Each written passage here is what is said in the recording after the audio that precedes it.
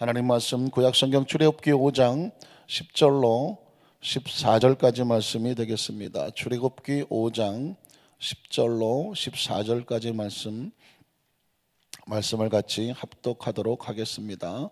백성의 감독들과 기록원들이 나가서 백성에게 말하여 이르되 바로가 이렇게 말하기를 내가 너에게 짚을 주지 아니하리니 너희는 짚을 찾을 곳으로 가서 주어라.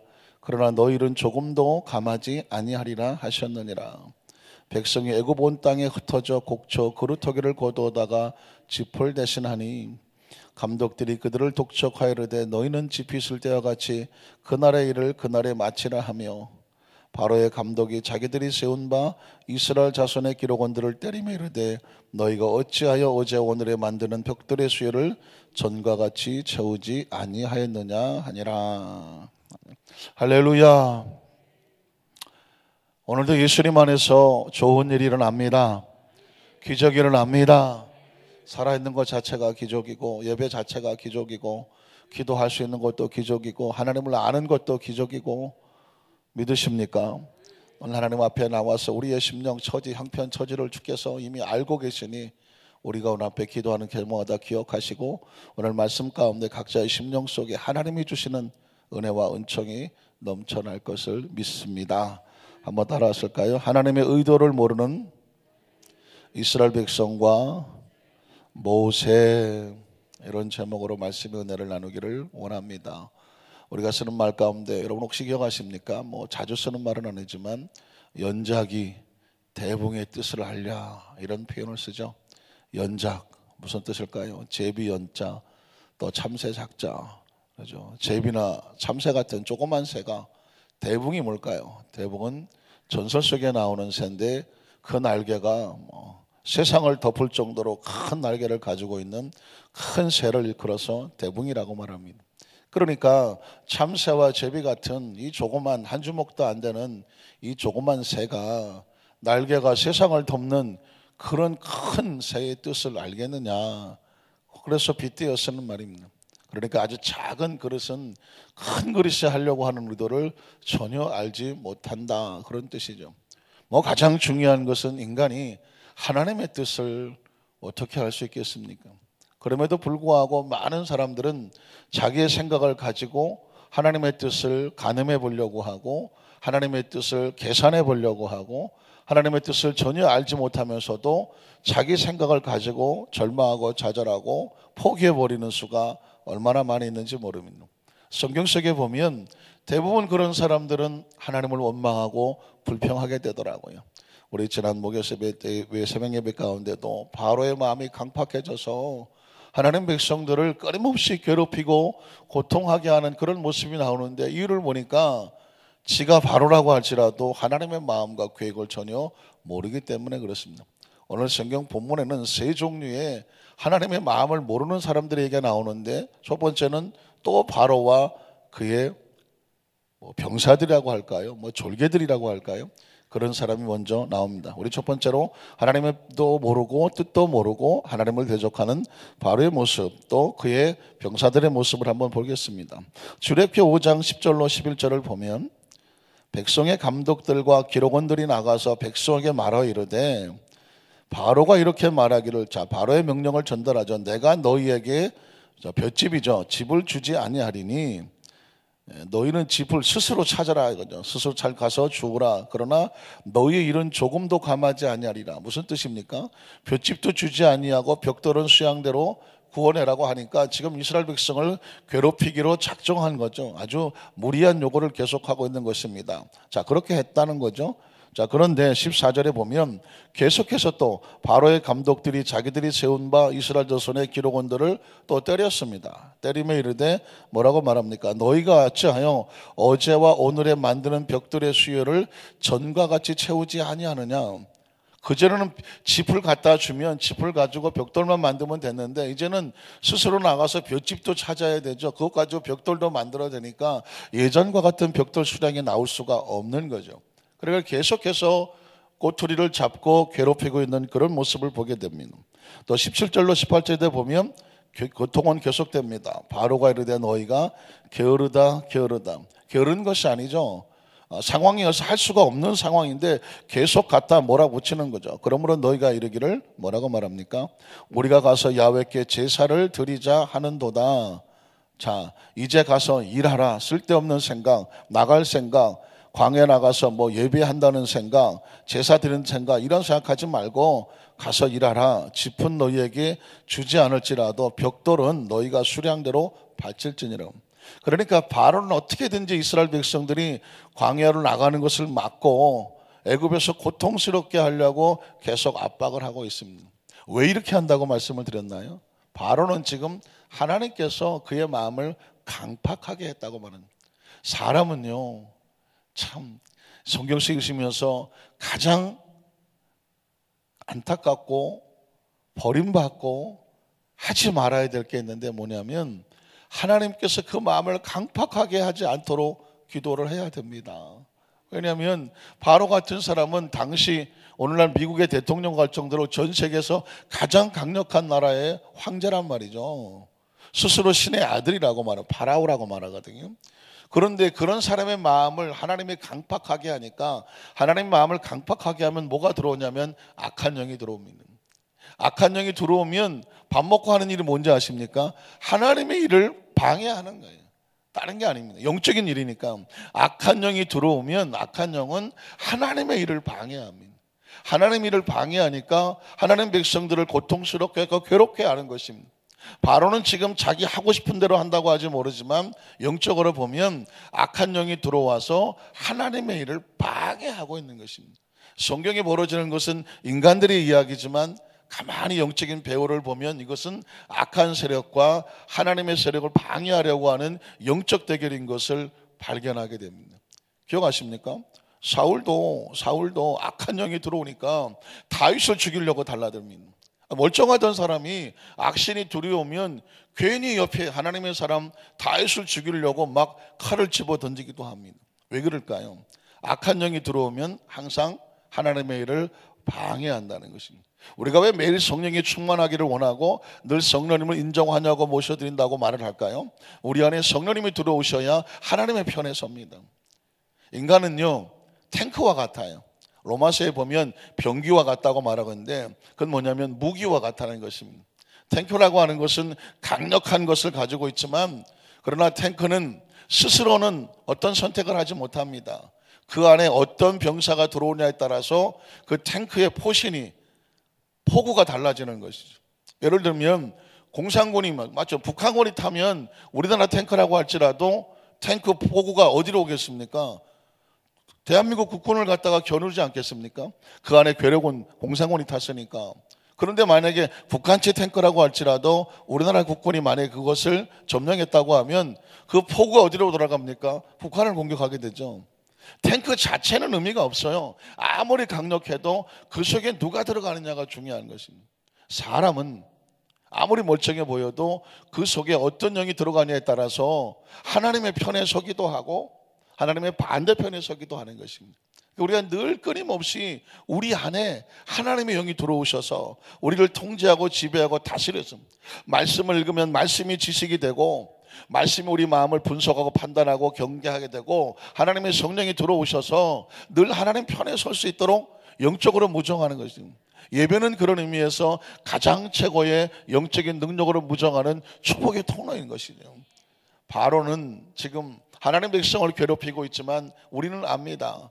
하나님 백성을 괴롭히는 것이 아니라 누구를 대적하고 있다? 하나님을 대적하고 있는 것입니다. 두 번째로 보면, 둘째로 바로의 핍박에 당황하니까 하나님을 원망하고 모세를 원망하는 이스라엘 백성들의 모습도 계속해서 기록되고 있습니다. 15절로 16절을 보면 이스라엘 자손의 기록들이 가서 바로에게 처음에는 호소하죠. 호소하여 이르되 왕은 어찌하여 당신의 종들에게 이같이 하시나이까? 당신의 스스로 바로의 종들이라고 말하죠. 당신의 종들에게 짚을 주지 아니하고 그들이 우리에게 벽돌을 만들라 하나이다. 그러니까 당신의 종들이 매를 맞사오니 이는 당신의 당 백성들의 죄입니다. 이렇게 말하는 거죠. 그러니까 다시 말하면 무슨 뜻이냐면 지금 논리적으로 볼 때 지푸라기도 주지 아니하고 벽돌을 만들려고 하면 이게 지금 누가 잘못하는 겁니까? 그러면서 논리적으로 따지면서 호소하는 것입니다. 그런데 이미 벌써 악한 영이 들어와 있는 바로에게 이 논리와 감정이 호소가 되겠습니까? 자, 이래서 안 되니까 19절로 21절에 보면 이제는 모세를 찾아갑니다. 기록하는 일을 맡은 이스라엘 자손들이 너희가 매일 만드는 벽돌을 조금도 감하지 못하리라 함을 듣고 화가 몸에 미친 줄을 알고 어떻게 했을까요? 그들이 바로를 떠나 나올 때에 모세와 아론이 길에 서 있는 것을 보고 뭐라고 말할까요? 그들에게 이르되 너희가 우리를 바로의 눈과 그의 신하의 눈에 미운 것이 되게 하고 그래서 됐을까요? 그들의 손에 칼을 주어 우리를 죽이게 하게 하는도다. 야훼는 너희를 살피시고 판단하시기를 원하노라. 이해가 되십니까? 아니 바로한테 가서 아무리 호소해도 그들의 얘기를 들어주지 않아요. 큰일 났습니다. 계속 매일매일 벽돌을 만들어내지 아니하면 이스라엘 백성은 날마다 얻어맞고 맞아 죽게 생겼습니다. 바로에게 호소했는데 바로는 전혀 안 도와주겠다고 말합니다. 그런데 마침 모세와 아론이 지나갑니다. 그랬더니 이스라엘 백성들이 말하는 것입니다. 너 때문에 그렇다는 거죠. 모세와 아론을 향해서 지금 너희가 우리더러 이렇게 애굽에서 광야 나가서 하나님께 제사 드린다고 말을 하게 함으로 말미암아 바로가 하고 나서 우리를 괴롭히고 있으니 이게 지금 누구 잘못이냐. 이스라엘 백성들은 지금 하나님의 계획인 것을 아나요 모르나요? 모릅니다. 지금 어마어마한 하나님의 계획이 진행이 되고 있어요. 믿으십니까? 하나님은 모세를 80년을 준비했어요. 80년을 뭐 하려고? 이스라엘 백성 애굽에서 건져내서 가나안에 데려가려고 80년을 준비시켰어요. 그리고 이제 첫 시작이에요. 모세를 그 애굽에서 나오기 위해서 바로와 영적으로 싸우고 그 꿈틀거리는 지금 시작도 안 한 과정일 뿐이에요. 하나님의 계획은 반드시 그를 건져내실 거예요. 그리고 광야를 통과하게 하실 거예요. 가나안 땅에 갖다 놓으실 거예요. 그 과정을 보는데 당장 눈앞에 볼 때는 가나안은 둘째치고 애굽에서 맞아 죽을 것 같아요. 뭐가 필요합니까? 바로에게 안 맞아 죽는 게 필요합니까? 이 상황 속에서 하나님의 계획이 이루어지기를 원하십니까? 뭐가 필요하죠? 어떤 상황 속에서도 하나님의 계획은 어떻게 된다? 이루어진다. 여기서 여러분에게 제가 아주 중요한 주제를 하나 말씀드리면 한번 따라 하실까요? 하나님은 어떤 상황 속에서도 선하시다. 믿으십니까? 하나님은 어떤 상황 속에서도 하나님은 절대적으로 선하십니다. 지금 당장 이스라엘 백성이 바로의 강팍함에 부딪혀서 지푸라기도 안 줄고 벽돌 만지라고 코너에 몰리고 얻어맞고 맞아 죽을지언정 하나님은 절대적으로 선하십니다. 왜냐하면 그 과정 처지를 다 알고 계시고 바로의 마음을 강팍하게 하신 분도 하나님이시고 이스라엘 백성이 잠시 고난당하게 하는 것 같지만 그것도 하나님의 계획 속에 있고 그러나 그 상황 속에서 결코 그 백성을 맞아 죽게 하지 아니하실 것이고 바로의 마음은 계속 강팍하게 하시고 이스라엘 백성은 좀 힘이 들지 모르지만 바로가 강팍해지면 강팍해질수록 누구에게 심판을 받을까요? 하나님의 심판을 받을 수밖에 없는 것입니다. 그런데 지금 이스라엘 백성이 하나님의 계획과 뜻을 모르니까 하나님의 지도자 모세와 아론을 찾아와서 뭐라고 말하냐면 이게 지금 맞는 상황이냐? 하나님께서 우리를 판단하기 원하신다. 이렇게 말하고 있습니다. 이유는 뭘까요? 하나님의 뜻을 모르기 때문에. 하나님의 뜻이 뭘까요? 하나님은 절대적으로 다시 할까요? 하나님은 절대적으로 뭐 하시다? 선하시다. 평생에 여러분 제가 이때까지 목회를 하면서 목사님 하나님 어떤 분이세요? 라고 묻는다면 딱 한마디만 하려고 그래요. 저도 이제까지 목회하면서 이 하나님이 한 분 하나 결론을 내리고 있는 거예요. 결론 내리는데 뭐냐? 하나님은 절대적으로 선하시다. 이걸 믿는 것을 믿음이라고 말하고 하나님이 절대적으로 선한 것이 조금이라도 의심이 가면 하루아침에 무너집니다. 이스라엘 백성이 무너지잖아요. 자기를 구원하러 온 모세와 아론을 향해서도 돌 던지고 죽이려고 달라들고, 그리고 저 벽돌 공격에 힘들다고 하나님 앞에서 판단받기 원한다고 오히려 모세와 아론을 공격하잖아요.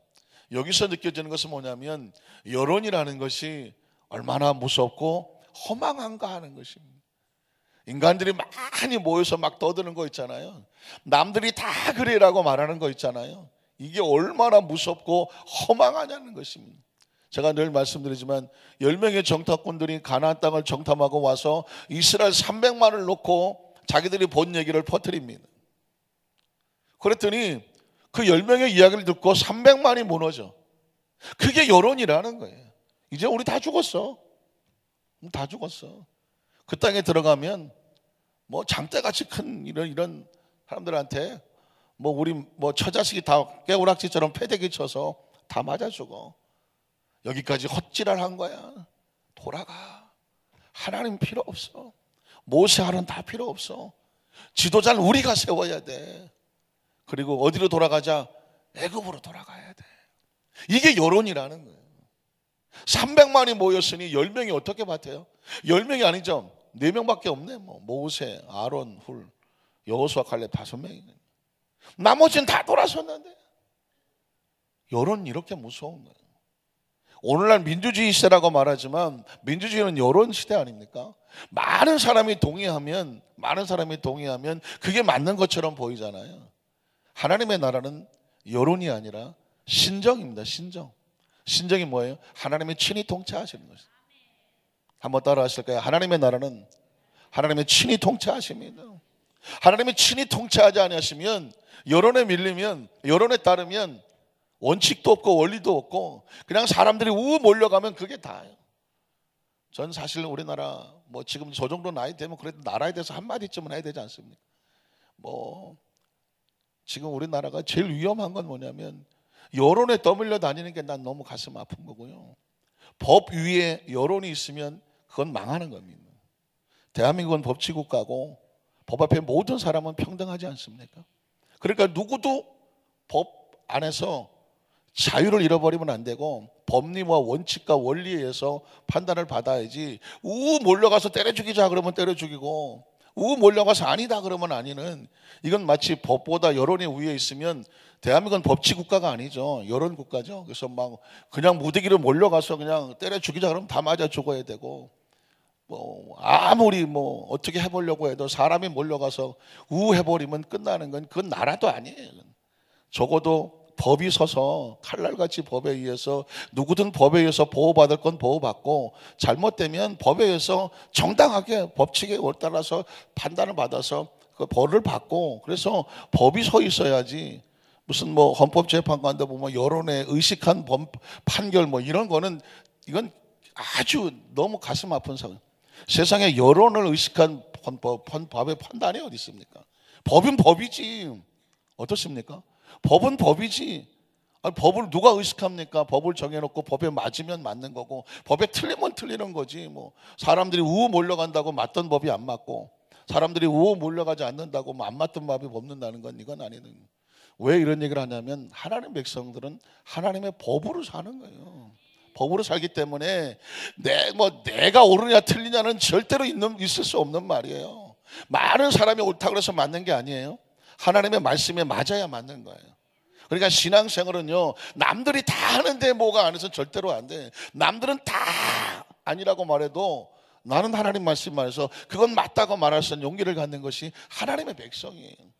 그것이 설사 여호수아 갈렙과 같이 하나님 말씀이 옳다고 말씀에 서서 돌에 맞아 죽을지언정 그 말씀 위에 서는 사람은 누가 보호를 하실까요? 그건 하나님이 보호하시는 것입니다. 그래서 사람의 말에 귀를 기울이지 마라. 여론의 말에 귀를 기울이지 마라.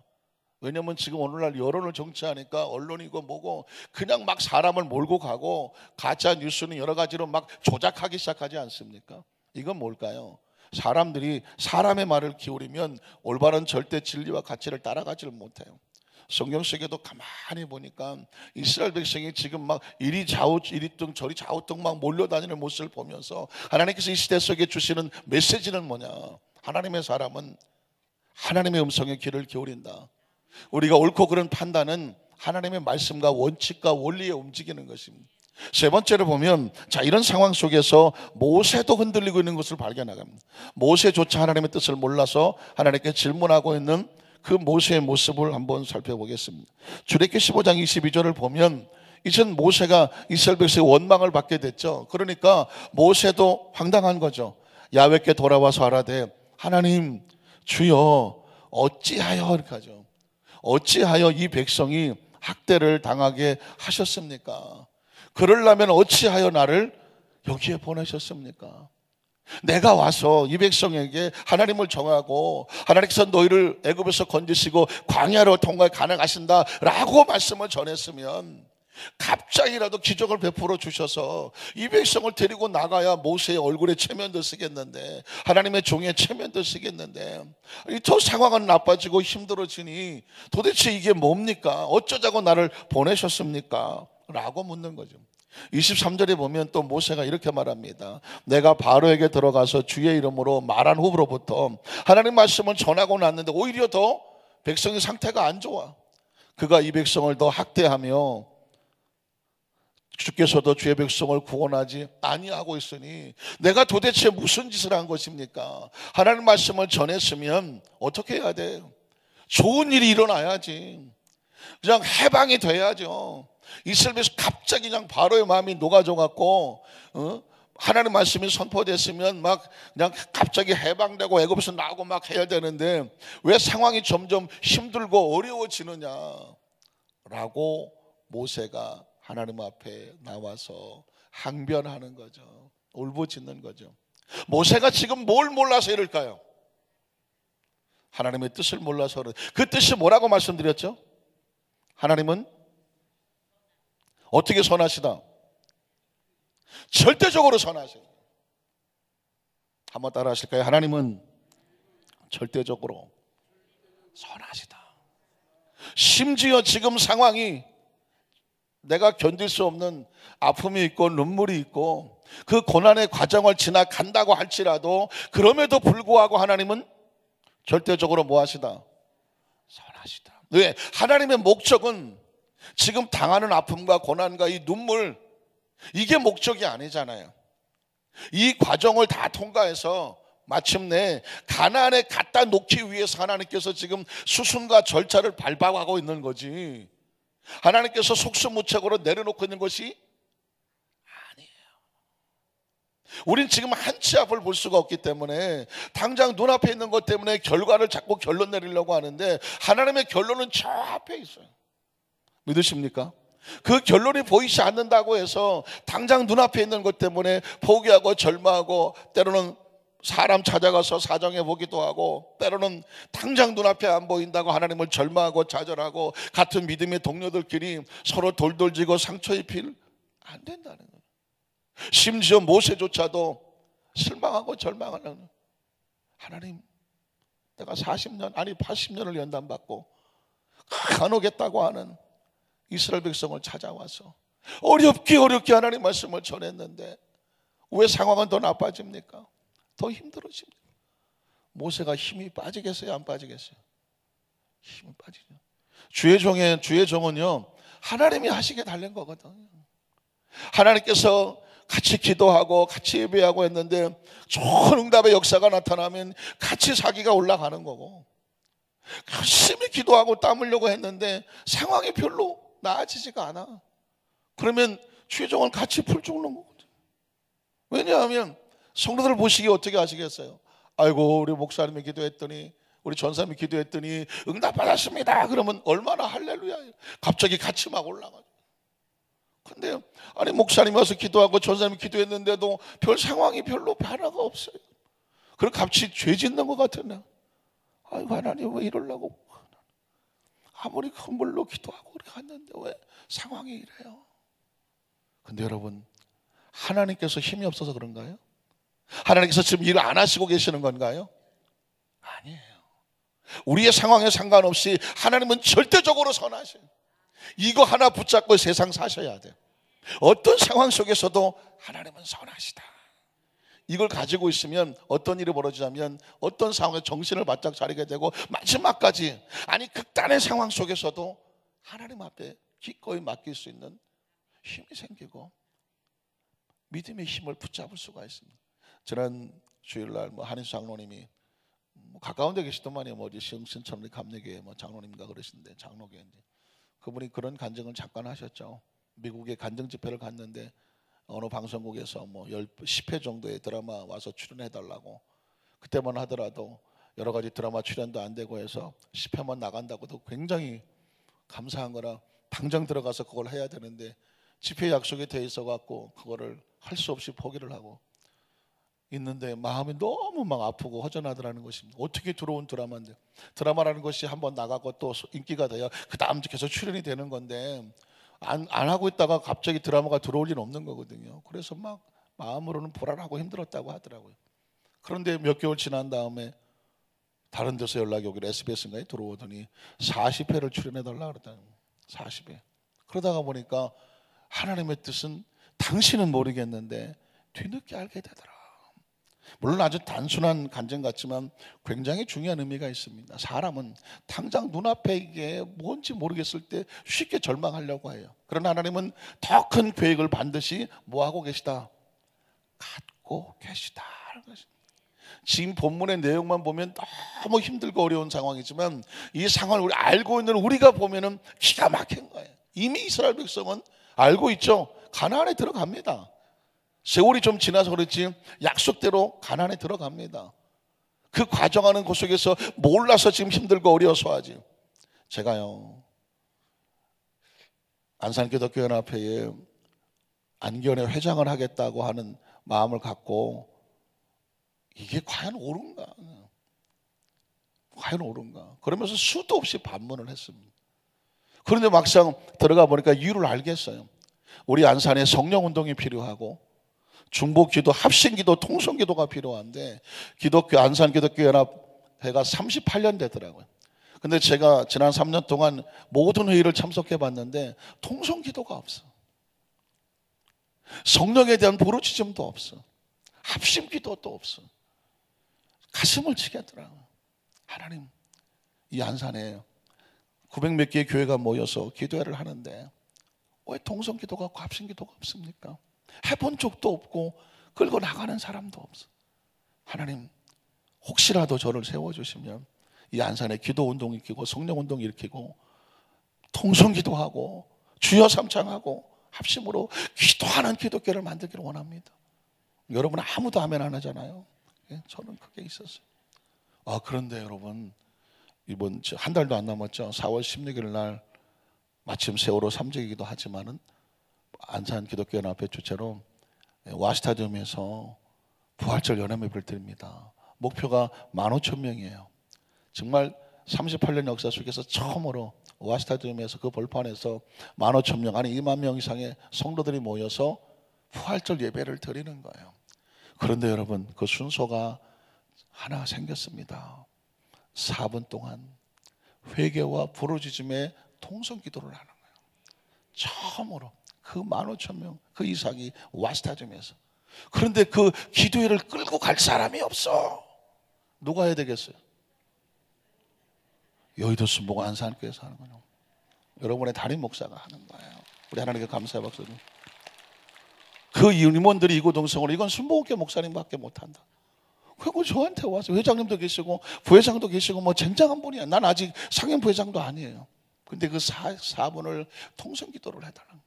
15,000명 2만 명이 모여서 반드시 난 주여 삼창할 거예요. 그리고 한 3, 4분 동안 통성으로 부르짖어 간거 기도할 거예요. 제가 아이디어를 주셨어요. 우리 장로님들 12분이 한 사람도 빠짐없이 제가 강단에 서서 기도 인도할 때 앞에 나와 계셔요. 왜냐하면 통성기도를 어떻게 하는지를 몰라. 순복음교회 성도 아니면 다른 교단에서 잘 몰라. 마이크를 제가 달라고 할 건데 마이크를 주면 우리 장로님 12분이 다 마이크를 잡으셔요. 그리고 3분이 됐든 4분이 됐든 얼마가 될지 몰라요. 통성 기도할 때 같이 기도를 해주셔요. 마이크를 더 줄 수 있고 자리가 있다면 교육자들도 같이 와서 해야 돼요. 그래서 그동안 그 38년 동안 맺혔던 이 안산시에서 와스타돔에서 하나님을 향한 간절한 회개의 기도와 부르심의 간구를 시도를 해야 돼요. 하나님께서 부족한 점을 우리 교회 저를 다 안산에 보내주시고 우리 성도들과 함께 기도하게 하시는 그 아름다운 열매 하나가 뭘까요? 안산시에 15,000명, 1만 명이 모여서 부르짖어 통성으로 기도하는 첫 스타트가 열리는 거예요. 믿으십니까? 별로 나만 그런가? 이건 하나님의 거대한 역사가 나타. 우리 장로님들도 꼭 기도해 주시고 할 수 있으면 우리 장로님들 하얀 마이를 어디서 하나 구해갖고 다, 왜냐면 부활주일이니까 같이 좀 하고. 그리고 또 하나는 뭐냐면 우리 성도들, 그곳에서 모든 성도들이 여의도 수몰의 안산교회 성도들만이에요. 성도들하고 안견의 그 임원들하고, 그리고 제가 앞에 서고, 또 우리 제 생각에는 우리 장로님들도 같이 또 교육자를 같이 해서 세월호 합동 분야소까지 와스타디움에서 한 15분 정도 됩니다. 새 생명 행진 운동을 합니다. 그러니까 그 아프고 힘든 곳에 부활의 그 기쁨과 소식을 가지고 거기까지 우리 15분 정도 행진을 해요. 그 요청을 우리 교회에 부탁을 해왔어요. 그래서 거기까지 15분 동안 가고 거기 가서 생명으로 간절히 통성으로 기도해요. 기도하고 그리고 다시 돌아와.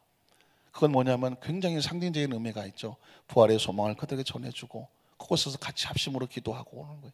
아마 무슨 방송들이 다 같이 이렇게 취재를 하고 카메라가 들어오고 다 할 거예요. 안산에서 15,000명, 2,000명이 그 어마어마한 부활절 예배를 하고 통성으로 기도하고 하나님의 놀라운 역사가 출발이 되어지는데 얼마나 역사적인 순간입니까? 저는 이 과정을 하나님께서 우리 성도들에게, 우리 교회 그동안 눈물로 기도하게 하시고 하시려고 하는구나, 이제 시작이구나 라는 것을 보게 됩니다. 이제까지 눈물로 잘 참고 오셨고 기도해 오셨는데 그동안 여기서 기도하게 하신 것, 오순절마가 다락방처럼 기도하게 하신 것, 하나님께서 이제 안산시에 복음화를 위해서, 영적인 운동을 위해서, 기도 운동을 위해서, 통성기도 운동, 첫 포문이 열려지는 귀한 출발이 시작되는데 우리 전 성도들 같이 기도해 주시고 함께 참석해 주시고 우리 장로님들과 우리 주회종들도 같이 눈물로 기도하고 그 통성 기도 시간에 하나님께서 안산에 강력한 성령의 불이 떨어지는 축복의 시간 되도록 중보 기도해 주시기를 주님의 이름으로 간절히 부탁을 드리겠습니다. 기도하겠습니다. 전능하신 하나님 아버지,